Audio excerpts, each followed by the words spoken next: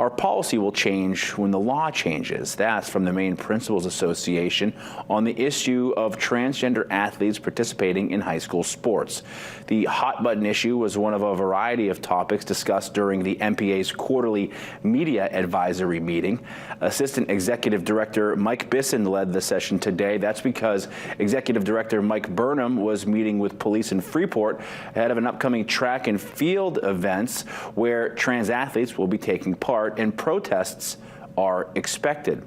Biston said he and his colleagues continue to wait and see what, if anything, will come from lawmakers in Augusta this session. You know, kids are participating under the interpretation of the law in Maine right now, and I think that's the stuff that needs to get ironed out. Many of the people that have communicated with us have, you know, they may not agree with the way participation is, but they understand that there's a political process to this and a legal process to it.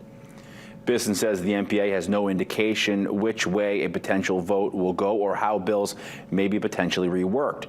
The current legislative session is scheduled to run through mid-June.